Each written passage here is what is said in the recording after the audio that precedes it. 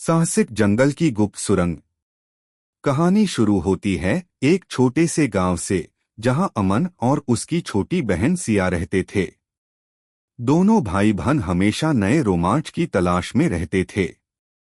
गांव के पास ही एक घना जंगल था, जहां जाने से सभी गांव वाले मना करते थे।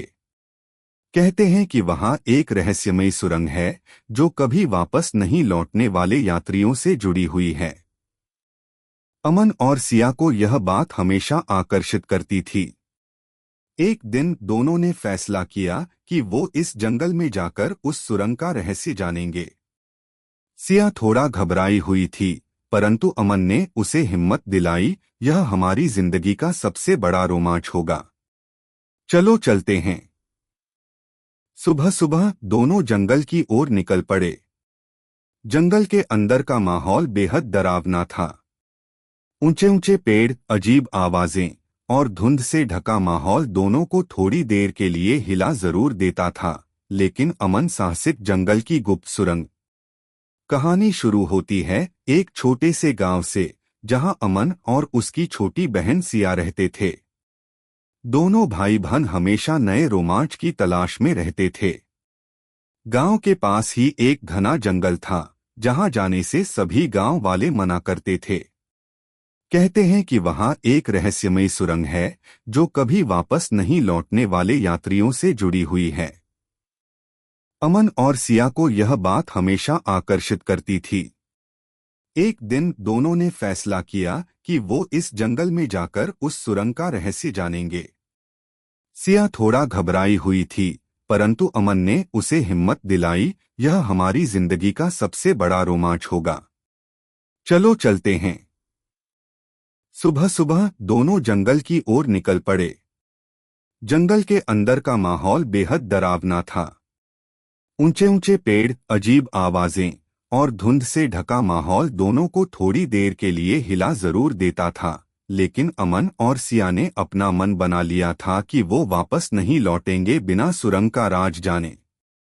कुछ दूर चलते चलते उन्हें एक पुरानी लता से ढकी हुई चट्टान दिखी। जब उन्होंने उसे हटाया तो सामने एक अंधेरी सुरंग खुल गई। सिया ने कांपते हुए अमन से कहा, भैया, ये तो वही सुरंग है जिसके बारे में गांव में डरावनी कहानियां सुनाई जाती हैं। हमें वापस चलना चाहिए। लेकिन अमन ने हंसते हुए कहा, अरे, डरने की क्या बात है? अगर हम इसे खोजेंगे नहीं तो पता कैसे चलेगा कि ये सच में डरावनी है या नहीं? दोनों भाई बहन ने अपनी टॉर्च जलाई और सुरंग के अंदर कदम रखा। सुरंग के अंदर का माहौल बेहद ठंडा और सन्नाटा भरा था।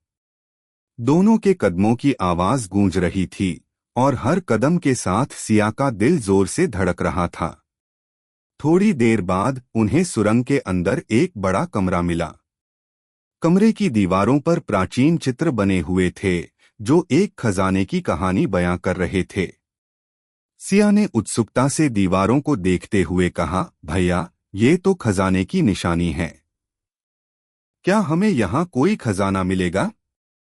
अमन भी थोड़ा हैरान था, लेकिन उसने हिम्मत नहीं खोई। तभी अचानक से एक भारी आवाज के साथ सुरंग का दरवाजा बंद हो गया। अब दोनों अंदर फंस चुके थे। सिया डर से रोने लगी, अब हम यहाँ से कभी बाहर नहीं निकल पाएंगे।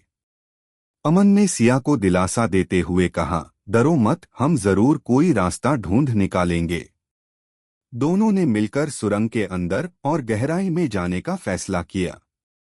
जैसे जैसे वो आगे बढ़ते गए, सुरंग के अंदर एक तेज रोशनी चमकने लगी। रोशनी के पीछे एक छोटा सा रास्ता था, जो उन्हें एक विशाल गुफा में ले गया। गुफा के बीचों बीच एक चमचमाता हुआ खजाना रखा था। सोने के सिक्के, जवाहरात और न जाने क्या क्या। अमन ने चकित होते हुए कहा, हमने सही जगह पा ली। ये वही खजाना है जिसके बारे में लोग सिर्फ कहानियां सुनाते थे। लेकिन जैसे ही दोनों खजाने के पास पहुंचे, गुफा की दीवारों से एक रहस्यमय आवाज गूंजने लगी, जो भी इस खजाने को छुएगा वो यहाँ हमेशा के लिए कैद हो जाएगा। सिया डर से पीछे हट गई, भैया, हमें खजाने को नहीं छूना चाहिए। हमें बस यहाँ से निकलने का रास्ता ढूंढना चाहिए। अमन ने सिर हिलाया और कहा, सिया, तुम सही कह रही हो। खजाना जितना भी आकर्षक हो, हमारी आजादी से ज्यादा कीमती कुछ नहीं। दोनों ने खजाने को वहीं छोड़ दिया और गुफा के दूसरी ओर के रास्ते की ओर बढ़े। अचानक उन्हें एक दरवाजा दिखा, जिसके ऊपर लिखा था, साहसियों के लिए बाहर का रास्ता। अमन और सिया ने बिना समय गवाए दरवाजा खोला और उनके सामने जंगल का साफ रास्ता खुल गया। सूरज की रोशनी उन पर पड़ते ही दोनों के चेहरे पर मुस्कान आ गई। जंगल से बाहर निकलते ही सिया ने राहत की सांस ली। भैया, हम तो वापस आ गए। ये तो एक असली रोमांच था। अमन हंसते हुए बोला, हाँ, और हमने बिना खजाने को छुए ये रोमांच पूरा किया।